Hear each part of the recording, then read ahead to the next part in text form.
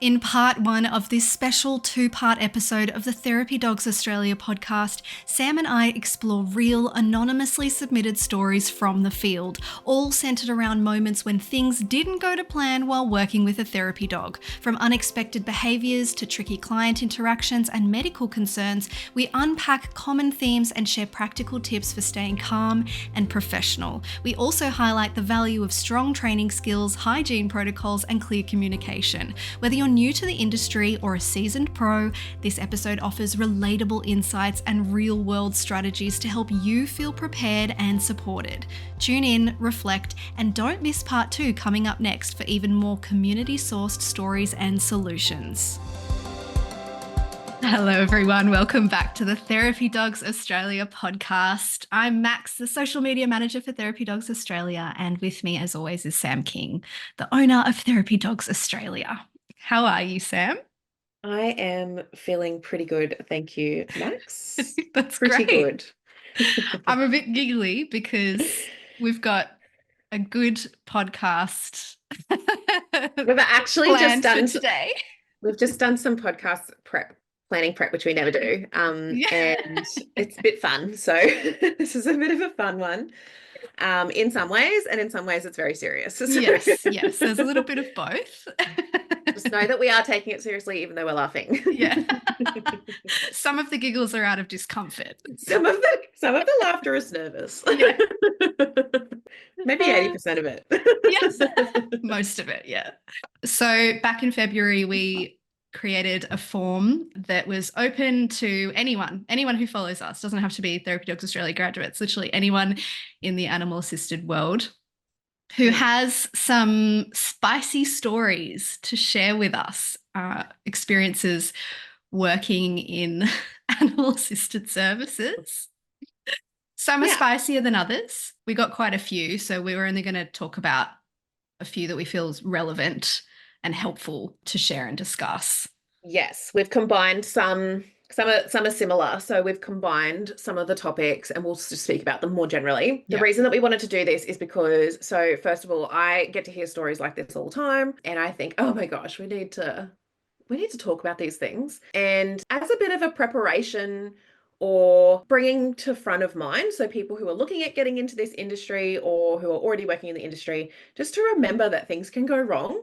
And I just feel like we don't see that discussed very often or at all on like, how can this actually go wrong? So we're going to talk about, I've got like so many examples in my own practice of how things can go wrong, like quite a number. So I might pepper some of my own stories in here as well. Yeah. I mean, some of these things feel like there's probably some stories that I wouldn't tell publicly. That's why we made the form anonymous as well, which I think helped some people. Yeah. But I think there is like a bit of a misconception, like, and I think this is the argument when people say, oh, like, what's a therapy dog? Like, I'll just bring my dog from home into work. Like, well, this is the reason that you train therapy dogs. You don't just bring your pet dog from home, because how are you going to manage things when things go wrong? It's not just about when things are going right. And who do you get help from? Because I've had there's a couple of these stories in here that I already know about because the people have come to me and said, oh my gosh, like this. Who are you talking about stuff with if you're not with an organization? I don't know. But I think through there's a couple of stories that came through that we on reading were like, okay.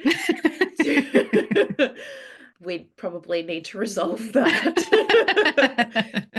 And we can. This is the thing, we can resolve some of these things. So we need to actually maybe discuss these things that we actually can resolve. Because we have the power of being accredited dog trainers. So we actually can navigate some of these situations. You don't have to live like this, people. So yeah. You don't have to live like this. It can be different for you. This can be different, okay?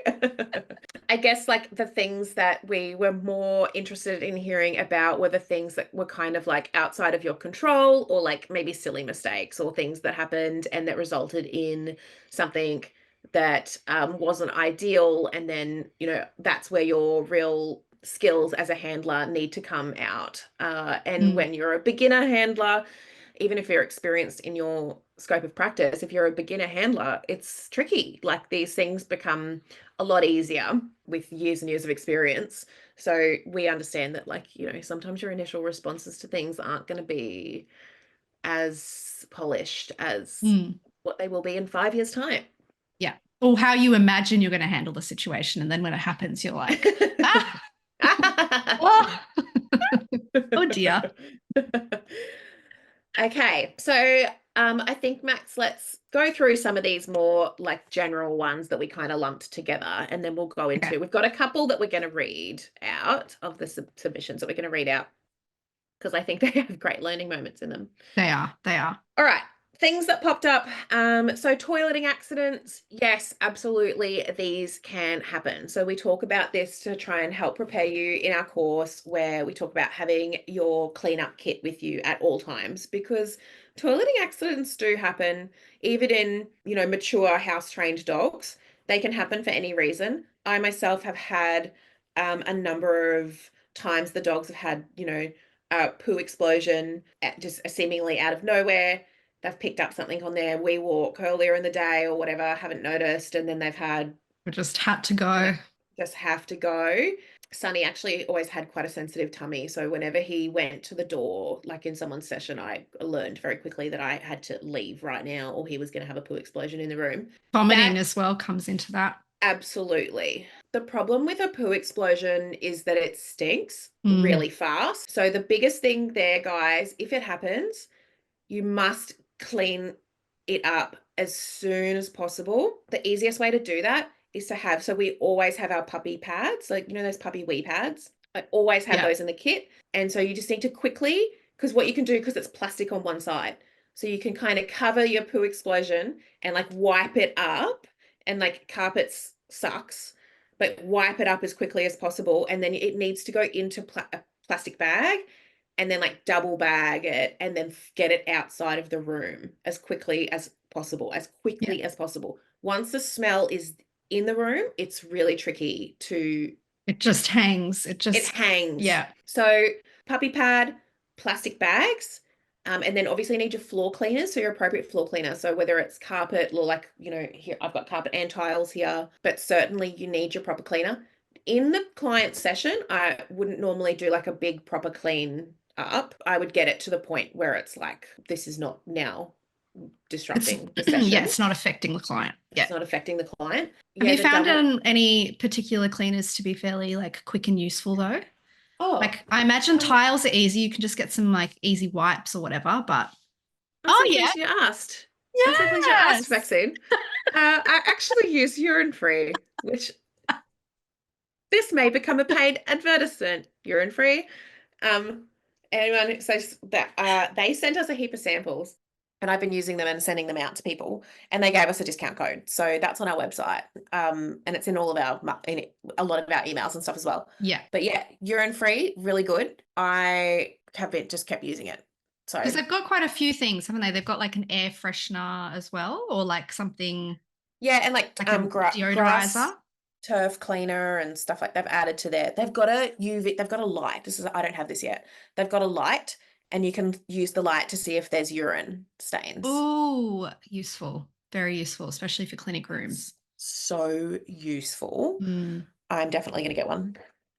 So I don't know if other places have those, but yeah, I was just pretty stoked about that. So have a cleaner ready to go, and air freshener spray. So like your Glen 20 type sprays and stuff like that, just to quickly spray the area even before you clean it, if you just have to get on with your session. Same for vomit, like just get the smell under control as quickly as possible. And then, yeah, just have a think about, like, toileting accidents should be happening because of a unique circumstance. They shouldn't be happening as a, like, oh, I forgot to take the dog out. Let's get the dogs on good schedules for their toilet breaks. Yeah. Let's think about those things before we go. Make sure the dogs are nice and relaxed. Like if you're going to do a hospital visit, for example, when you arrive to the hospital, the dog's going to be in a new environment, and that can sometimes for dogs be a bit funny, and they might not feel like they can go to the toilet. Like even if you walk around for a couple of minutes out on a grass area. So that those are the times when I would arrive with more time, so that you can really just chill in that area until the dog habituates and then feels like they can go to the toilet. very handy to get your toileting cues on command, because I know that if I've given my toilet commands, my dogs know now's the time to go. And if they don't go, it's because they don't need to, because 9 times out of 10, they will go when I tell them this is the time. Those things are just really handy. Not crucial, but really handy. If you have ongoing issues as well, really worth checking on what's going on there with the vet. But also we've got a great podcast that we did a while back with Narelle Cook. Yeah. Canine-Ceuticals. Yeah, about, you know, gut health gut stuff and breath stuff and all of those things that need to be talk about control. You know, smelly farts and how to get those things under control and stuff like that. So definitely go back and have a look at that podcast with Canine-Ceuticals, Narelle Cook, and reach out to her if you're having issues. Okay, toileting accidents, vomiting, stuff like that. Dogs humping things and people came up a couple of times. So obviously, pretty awkward thing to happen. If your dog is humping, so sometimes dogs will have a special relationship with a special item. It's like Sunny had a purple gorilla that was special friend. Dougie's got one. He's got this giant teddy bear, and it's love. Yes. Just obviously don't have those special toys in the environment. Or if it's a bed or something like that, don't have those things in the environment. Remove them and replace them with something that's quite different. Usually there's a number of dogs where that will actually solve what's going on. If they're humping people, I would say that's pretty inappropriate, guys, and we need to address that. I would be letting my dogs know that it's under no circumstances is it appropriate for you to hump a human being, and I would be working on that outside of your clinical practice and just making that really clear that, like, so humans are off limits, because that's quite confronting if dogs are doing that to a human. Yeah, especially big dogs. I mean, strong. Like how full on? Like, okay, no, thank you, dog. If you've identified an issue like that and you're like, oh, okay, well, I'm working on it outside of the workplace, but like, what do I do? Keep your dog on lead. Keep your dog on lead, because this humping behavior is often an over-arousal thing. That's why it happens, because the dogs get over-aroused. So I would say to you, keep the arousal down while you're dealing with this outside of the workplace. Easiest way to do that, keep the dog on lead. If you can keep the dog's arousal down without keeping them on lead, then great, do that. But yeah, I would be preventing situations where that would happen in the workplace, and then working on it outside. And then once the dog's got the clear picture that, like, you just do not hump people, then you can expand your horizons a little bit in the workplace. But until then, I would be absolutely preventing it, because every time they get to practice that, obviously, that's a great time.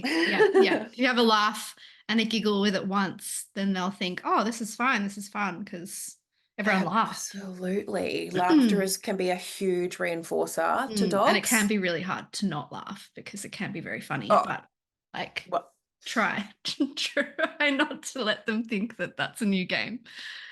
I can't think of, like, maybe even one single time in my life where I've been able to not laugh. So if something funny happens, I'm laughing. If something scary happens, I'm laughing. If something sad happens, I am laughing. So we'll be doing a lot of laughing in this podcast. I'm basically just walking around giggling. Sometimes, correct me if I'm wrong, Sam, sometimes humping can also be like a sign of discomfort, or like it can be when it's definitely like your dog isn't usually a humper and they're humping, it can be a sign of something else going on too, which is also like almost like a displacement behavior, things like that. Nala humps other dogs because she's a little sicko. So she used to hump Sunny. She doesn't do it to Oliver. She would never dare. She did it to Sunny, and now she does it to Penny. And if that ever happens in the presence of a client, I just simply say no and take her off the other dog. And then it might take, again, it's in the context of high arousal play, and she redirects. It'll be when, like, the other dog is playing and, like, with a toy or whatever, and she doesn't really want to play with the toy. She just doesn't really know what to do with herself, and then she's over aroused, and then she just jumps on the other dog. Yeah, Dougie does a bit of that as well sometimes when he's particularly excited. Yeah, so we just tell her no. So I think it's hard. It can be tricky to stop them from starting that. It certainly can be done with a lot of management, but yeah, it's, you know, if their dogs are humping people, I would say that's something that we probably should address. So moving on from that, we've got humping things, dogs barking at people. Okay, this is a concern. I know that dogs barking at people seems like a normal behavior that, dogs bark, but I do think that that is a concern. And we teach this in our courses. If dogs are barking at clients, we just have to remember and recognize that there are lots of people listening to our podcast and a lot of them haven't done our courses. So sometimes I think things are prior knowledge, but they aren't. So I'll just describe this in more detail. We don't let our dogs bark at our clients. We don't let our dogs bark in the workplace. If they're barking in play, that's different. But barking at the front door, like when people arrive, is a no-go. In workplaces, dogs barking is almost always inappropriate and not welcome. So it's annoying, it's loud, it's triggering. People don't understand, depending where you work, people aren't expecting a dog to be barking, etc., Some etc. people also who maybe are not that experienced with dogs might think barking is like an aggressive thing too. Even if the dog's barking at something else, it can be misunderstood or misinterpreted pretty quickly. Oh, dogs barking at the door, like for sure. It's pushes people back. Like people kind of go like, oh, like that's what dog barking's meant to do. Like it's meant to be like, oh, don't come in here. Like stranger, alert setting. So like, my dogs work when they're working from home and they're running around and playing and barking and stuff, like that doesn't really cause any problems. It just upsets people and offends people. So the whole idea for us having our dogs in the workplace is that they make people feel welcome and wanted. And dogs barking at people, it does trigger the opposite feeling of like, oh, get out of here. Yeah. Get out of here, person. We don't know you. Anyway, it's not that hard to like our dog, like all our teams, that's their expectation. And dogs learn context too. Like Sam, you were saying yours absolutely no barking in sessions at the clinic, but they'll bark at the front door. Like they are capable of understanding context. The difference is that when your dogs bark at home at your front door and all that sort of stuff, like my dogs do that too, and I want them to, so that I know when someone's gonna try and break into my house or whatever, that's fine. But the reason that would be really hard to stop if you didn't want your dogs barking at your property where you live, is because you're not always there to interrupt it. That is the difference of the workplace, is that your dog is with you all the time. So from the very first time you take them in there, if they bark at the door, you just correct it and go, no, we don't bark at the door here. And they don't do it. Like they just don't do it. So I absolutely believe that the vast majority of dogs can have that expectation. If there are dogs that are struggling with that kind of thing, then there are other management tools we can use as well. So that can include things to make life easier for the dogs. Things like background noise, things like, frosting curtains, frosting glass, that sort of stuff, to reduce the stimulus for the dogs, to make life easier for yourselves. And, like if you're starting with a dog that's a little bit older and they're just sort of a little bit already decided that that's how they live their life, then you might find that a bit trickier. Some dogs are just pretty barky. Yeah, some just have a lot to say. Yeah. Every time I come back over school holidays, Queensland school holidays, I usually work from home running intensive courses, and I'm not at the clinic for a couple of weeks. And when I go back, usually the first day that I go back with Nala, she will bark at the sound of our glass sliding door at the clinic, and she just gets told straight away, no. And then she's like, oh, that's right. Yeah, I don't do this here. Yes. I thought I was at home where I do whatever I want. I imagine also this is why, just detouring quickly, when we say like don't take your dogs into your workplace before they're ready, is also because they probably have a greater chance of picking up on these habits before you know what to do or how to handle them. Absolutely.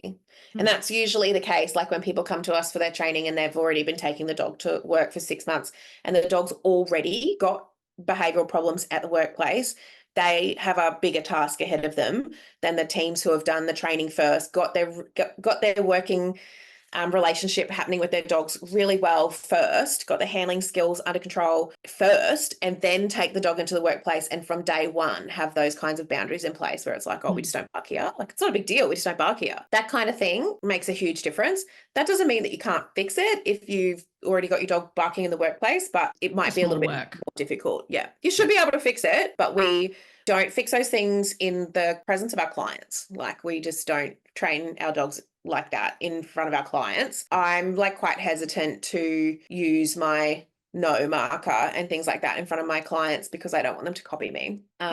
True. How would you handle that situation then? We use our tone. Like Yes. you're Yeah. preempting it. If I have to use a no marker, I will, like, but You don't really find you need to. yeah, I no, like, Yeah. I guess I'm just thinking about Nala barking at the door. That's always happened when I've been in my room without a client. Would I do it in front of my clients? If she was doing that, I would, because it's important to me that she knows not to bark straight away. But maybe she only does it when we don't have a client, actually, because she's anticipating a client. Yeah, someone coming in. Yeah, because we don't have one. Maybe that's the case. I haven't actually thought about that. Dogs can bark at new and different things. So someone that shows up wearing something that makes them look new and different, sometimes dogs will bark at that. If that's the case, we just need to be able to get that managed really quickly. It's really important. It's so offensive to the client. Like it's intimidating, and it's all these things that ruptures relationship and all that sort of stuff. So I want my dogs in that kind of scenario. Oh, a good example is when a young person came in she was wearing a headband and it had like dragon wings on it because it was like book week or whatever. Oh, yeah. And Nala was like, what the shit? What? And did that like while running up to her. You know that bark they do? Yeah. Where they're like pushing out their lips. Yeah. Like she almost knows she shouldn't be barking, but she has to. Running over to say it. something. I'm like, that could potentially be quite intimidating. In that kind of scenario, if that's already happening, like I just explained, I laugh at everything. So I think it's wise to like straight away go like, oh my goodness, Nala, who's that? Like, what have they got on them? Like, oh wow, like, and then it became this is a kids group, so then it became like everyone was like, oh no, it's the dragon, like, like this was kids. Yeah.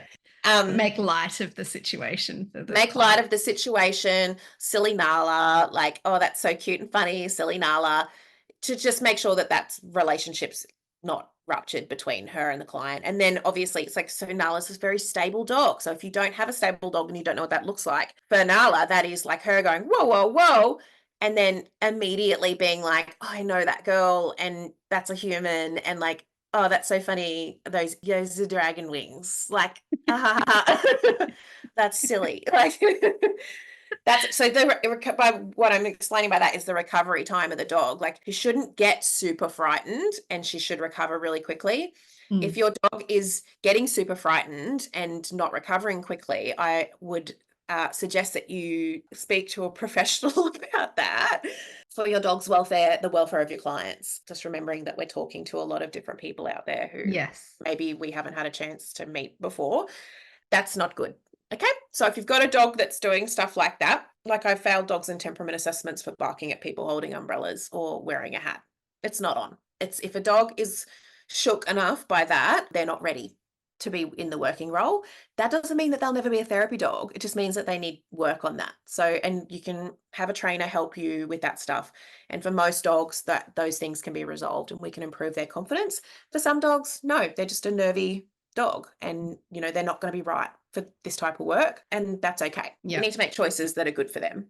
And I imagine also, while there's always the exception, like chalking it up and saying that they'll move on or they'll work through it themselves is probably not the best approach as well. To go, well, they'll get over it, or like often the issue can become worse. Yeah, so it's tricky without going, like for us to discuss in detail, like how to deal with that stuff would take a while. So, I'm not going to go into heaps detail now, but I will quickly say how you respond as the handler in those moments can absolutely determine your dog's thoughts and feelings about that type of situation for a long time. So like we would just discuss, like if you laugh at things, that can reinforce the dog's behavior and they go, this is a winning idea. This is a winning idea and I'm sticking with it. Or if they balk at things and you also balk at the thing, or you freak out and panic because now the dog's barking and you're embarrassed and the client's upset and you're like, oh my God, which is totally normal for like an early handler to be like, oh my God, like something's, like I totally get that. It's taken me a long time like to not respond like that, but also thousands of hours of handling, like thousands and thousands of hours of handling all different species of animals in these contexts where it's like the show must go on. Like fake it till you make it. Fake it till you make it, baby. Like we need to sort this, we need to get through this. I need to make sure that this dog is safe and okay, but I need to make sure that this client is safe and okay. And that is really tricky. And that's why this job is hard. But yes, we need to absolutely try and deal with things the best way possible, so that we don't create a lasting problem. But like I said, the show must go on. The work time is the show, and the training is your rehearsals. So we deal with this shit in your rehearsals. We deal with this in training outside of the workplace. So if something pops up in the workplace, I probably wouldn't just be like, oh, never mind, that probably won't happen again. I would be like, oh, okay, we might need to actually have a look at that and, set up scenarios or, get some advice from a professional on how we can deal with these things in the moment, and also from a training perspective in terms of better preparing our dog for being in unpredictable situations. I think we're going to go into some more specifics. I've got one more that's a little bit more sort of specific before we go into like the actual stories that we're going to read out. So dogs getting hurt in sessions is a real shitty time. Or feeling or being sick, like, Yeah.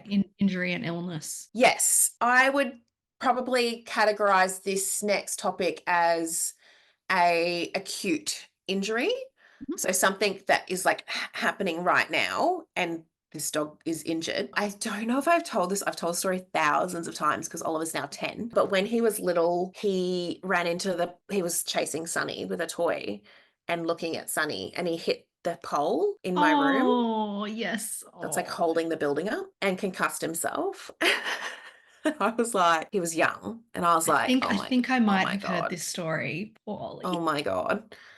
And it was Lord help me, last session of the day, last 15 minutes of that session. And I obviously was internally panicking. He's 10 now, 9.5 years ago. He was really young. And my previous dog to him, Isabel, I trained her for therapy dog work, but she got a brain injury and was like just an anxious mess. I've told this story, but when we went to a farm stay, she got picked by a horse because we didn't know that the fence wasn't a fence. Anyway, you live and learn. That was like 12 years ago. So the thing is, like, I had replaced her. Like, obviously I still owned her as a dog. I had her until she was 7 when she died of cancer. But I had her, but I had replaced her with Oliver because she wasn't going to make it as a therapy dog. It just wasn't the right thing for her moving forward. Too many things overwhelmed her. So then he concussed himself. And I was like, this is happening to me again. This is happening again. But I just did the quick math in my head around, so what do I do now? What do I do with a brain injury? And this is why you should do Dr. Olga's pet first aid course. Another plug, Dr. Olga, we've got a discount code for her too, TDA10. Jump on just Dr. Olga pet first aid, Google that, put the code in. I've done it. Excellent first aid course. But I'm doing the quick math going, what can I do here? And there's nothing I could do. He's already hit his head. Do you know what I mean? Just keeping him quiet, like the client hadn't realized like what had happened. And assessing the severity, I suppose, as well. Quick decisions. Yeah. So I knew he was concussed because he was just a bit like sort of funny, but also he was drooling. And so I was like, oh no. Oh no. Uh-oh. But I thought, okay, so I'm obviously going to take him straight to emergency. What's another 10 or 15 minutes to not upset this client? Because she didn't know that he'd injured himself. She didn't realize. And I was like, okay. So I just sort of kept him with me and like kept him quiet and just let that session finish, and then got straight in the car and drove to emergency. So I think in the grand scheme of things, like, I don't know, maybe some people would hear that and be like, you're a savage. But remember that we're trying to negotiate the client's mental well-being as well. So I don't want her to be worried about the dog or feeling bad about it or anything like that. It's 10, 15 minutes. Like at that time, the pet emergency that I had to drive to was 45 minutes away or whatever.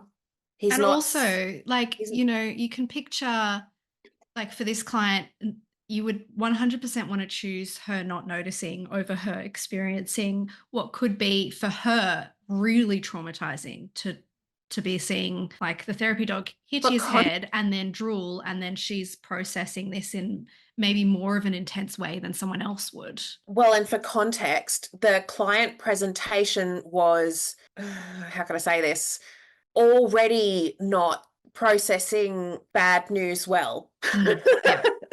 Yeah. That person particularly would have been particularly upset by that kind of thing and was a particularly vulnerable person as well. So don't add to that by me having these dogs here, and this dog just bloody ran into the pole and hit its head. There's a lot of emergencies you can't do that with. And Dr. Olga's course will take you through exactly what they are. And we did a podcast with her. Just go listen to that. Yeah, you can get, that's free. Like, go listen to the podcast for the summary version. There's a lot of injuries you can't do that with, but the thing about having hit your head is that you've already hit your head. Like, he was fine. Like, if he was like literally unconscious, like, yes, well then that's an issue. An emergency. You can't hide. He's sleeping. Yeah. He's just having a quick nap.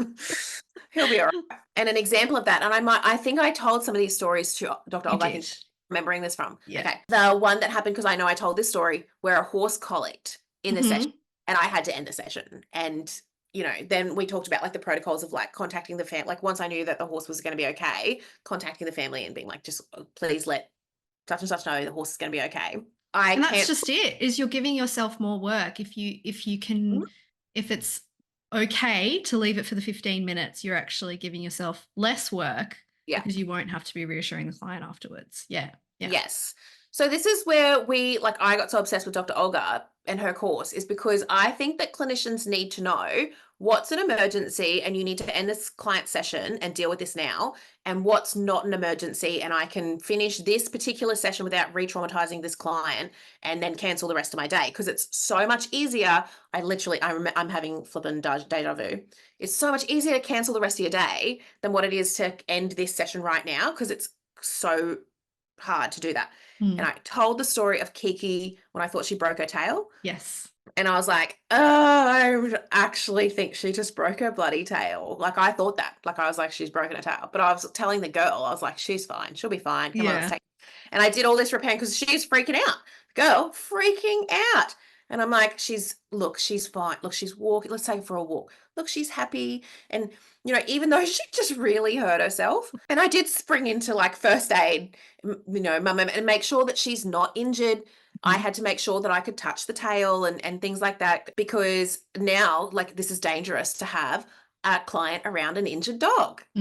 Absolutely. It's dangerous because they might bite because they're hurt. So, you know, you've got to weigh these things up. There's a lot of responsibility going on here. And also know your dog, because like Dougie, for instance, is the most sookie la. Like, he doesn't have to have broken anything to pretend like the whole world's falling apart. And so you got to know what your dog can cope with, even if they aren't actually injured. If they're going to behave like that around a client, it's just as important. Oh, absolutely. And I think I've mentioned more than once, Nala's been taken to emergency and had zero things wrong with her. And she's just been like laying on the ground like she's dead. And the vets have been like, that's pretty funny. And I'm like, yeah, it's hilarious. This is very funny. Ha ha ha. I think she's grown out of that a little bit. So lots of decision making. Now, why are we talking about this? Because we do know of a situation, and the story did get sent in, but we'll save time from reading the whole account. But there's one scenario that we're aware of, that a dog had an ear infection and kid was scratching its ears, dog growled, kid scratched harder, and then the dog bit them. So that dog obviously got retired because you can't bite people, and that's a hugely traumatic situation for everybody involved. The child involved, the handler, who did try and intervene before the bite, but just didn't have enough time. I think also the handler said she wasn't aware that the dog had an ear infection. Exactly. Handler didn't know that the dog had an ear infection, and that has happened countless times where it ends up that the dogs have got an ear infection. They are ear infections can be really common.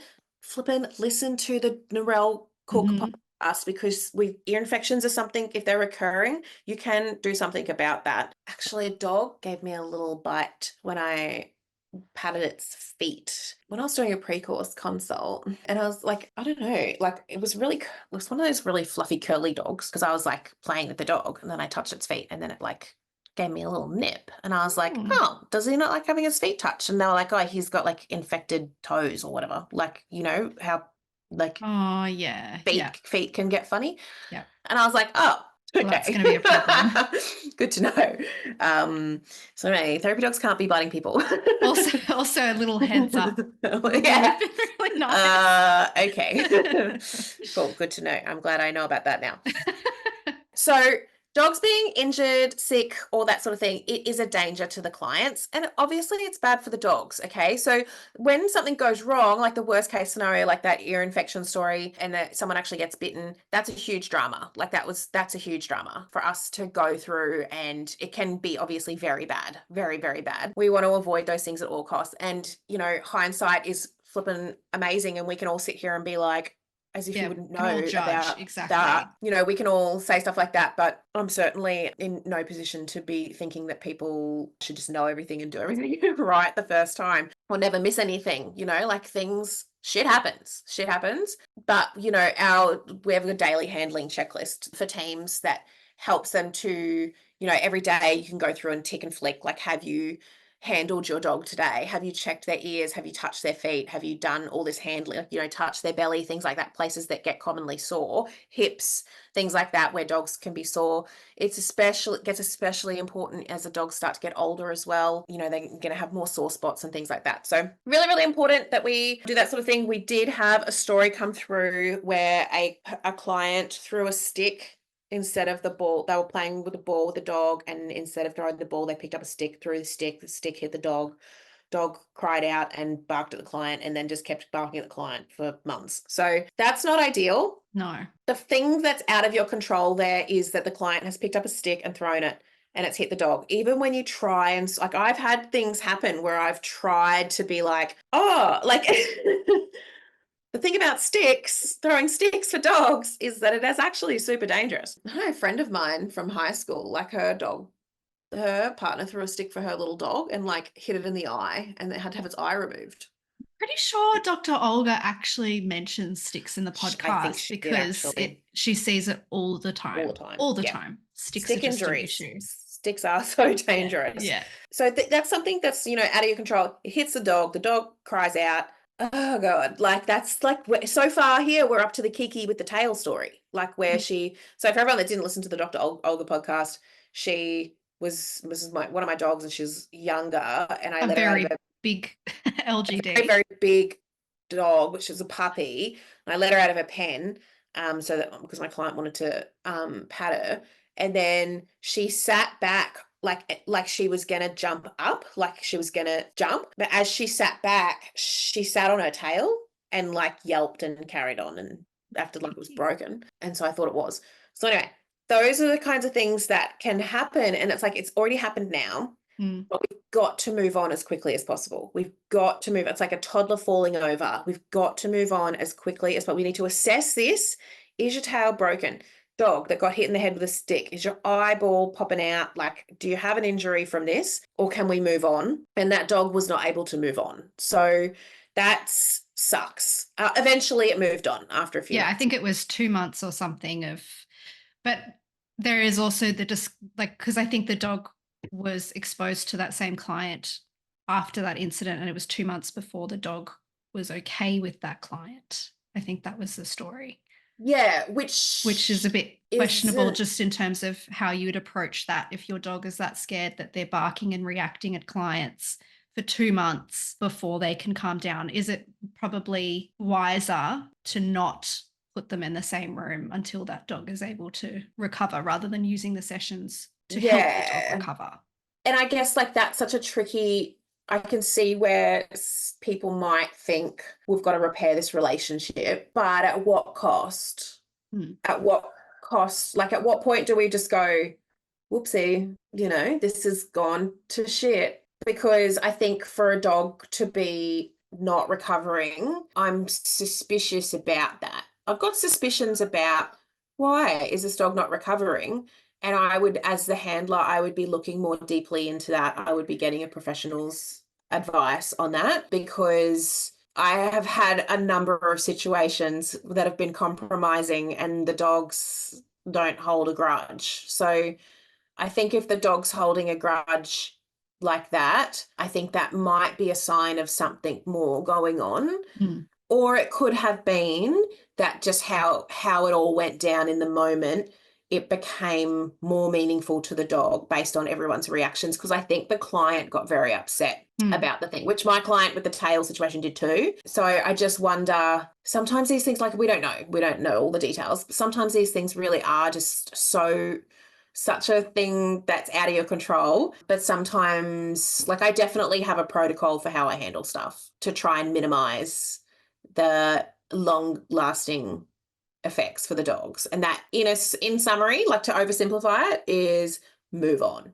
Yeah. Assess for damage, make sure that we are not still injured, and then move on emotionally. Would you say, Sam, in terms of that approach, say, if that happens again with someone, if the dog isn't able to recover by the next session, then be probably wise to get a professional in, because you really do want a dog to have recovered by the next session. Absolutely. Yeah. So absolutely. I want my dogs recovered in the session. yeah, for sure. like, you don't want that going on for 2 months. That's what we mean by recovery time in dogs. Like, that's what resilience in dogs is. It's recovery time. So it's something that might sound like, let's talk more generally instead of I'm not talking about that specific situation anymore. Generally speaking, your dog should be able to recover quite quickly from offense if it's going to be, like, if it's a stable temperament dog. But there is a process to recovering a dog. There is a process to that. So it's not like we don't have to expect that dogs just get over stuff. You're their guide. You're their human guide through this world. And so you can recover the dog, and there's steps to that. So if we're not aware of what the steps to recovering, like, I don't know the situation or the person or who it is or whatever, but I would be interested in, like, what steps were taken to recover the dog versus, like, how did that get handled? And it's no great surprise to any, dog trainers or the people in the know that understand that, like, your emotional state yours and the client's emotional state is going to impact the dog's recovery. So there's a couple of nuances to that, but yeah, certainly, maybe we don't know enough about that situation to comment on it, but it's worth review. Yeah. It's worth reviewing, that kind of thing. Now, I'm going to read some of these out. This is a good one. Okay. Ready? About 5 minutes into our first appointment for the day, the 10-year-old client I was seeing starts to scratch at his neck. He starts to get pretty distressed and scratches more and more. He asks if I can see anything on his neck because it's really itchy. It was looking pretty inflamed and uncomfortable. I asked if he had any allergies. He said he's only allergic to peanuts. We stopped the appointment. I called his dad, who obviously was somewhere nearby, and the kid got picked up. I called them later that morning to check up. They said that they went to the chemist nearby and the kid was fine. I tried to think back to how it could have happened, and then I remembered that my dog greeted the kid with a big lick on his neck. Then I also remembered that at home that morning I had given my dog a spoonful of peanut butter. Oh, man. Oh, no.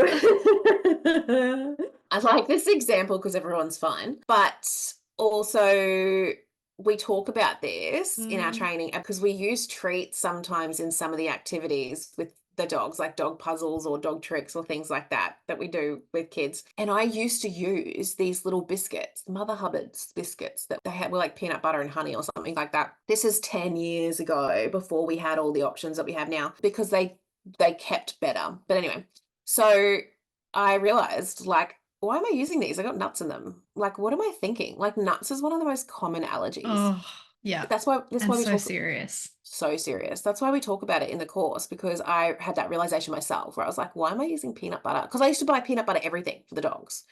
Why am I doing this? Like, nuts. Like, no. And of all the nuts too. I know. Like, I know.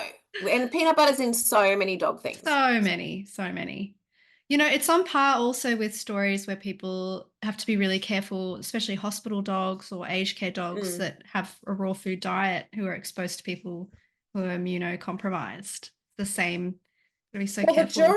The jury's out on that, because Brittany, the pet girl, sent me a heap of studies on that. Please. What was the summary? It just looks like there's no evidence of that. Okay. It looks like there's no evidence of that. Do your own research, guys. I have actually included a study that's in the course now. That's one of those. So I just think a part of that.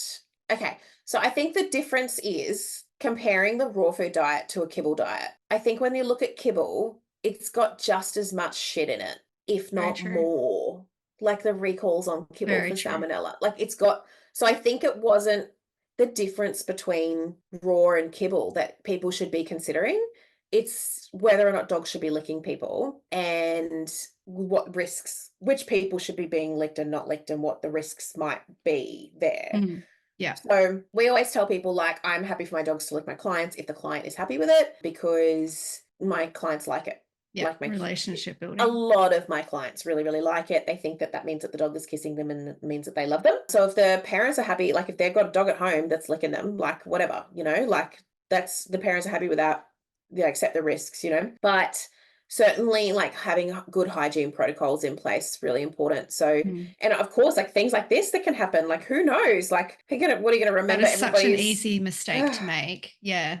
Yeah. But even like, what about schools? Like where there's like hundreds of kids, like you're not going to know every kid's like allergies or whatever. No. So in some scenarios, it's going to be safest that the dogs aren't licking people. But in some scenarios, we see just such a huge benefit from it. So it's kind of like, okay, well, which way do we go here? Choose your own adventure.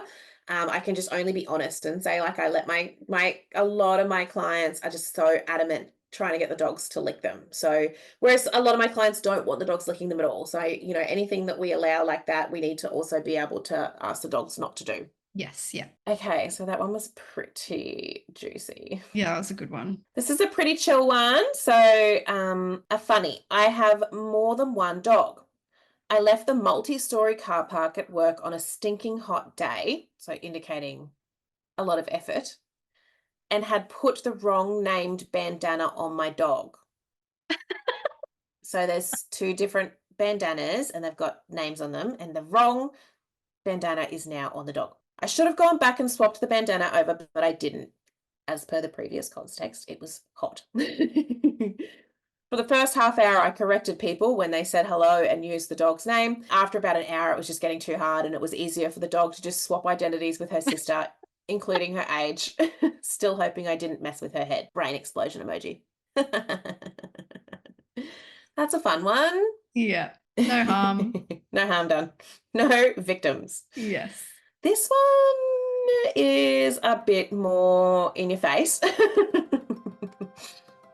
Hi everyone, we're going to pause and wrap up part 1 there. Part 2 will be released soon and we'll pick up right where we left off with more community-sourced stories and practical advice. Please note that the next episode contains discussions around some sensitive topics and distressing scenarios, so listener discretion is advised. We hope these shared experiences have offered you some insight, reassurance, and tools for handling the unexpected with care and confidence. And we'd like to say a big thank you to those who were brave enough to share their stories with us. Make sure you're following the podcast so you don't miss it. And as always, we'd love to hear your thoughts or stories. You're not alone on this journey.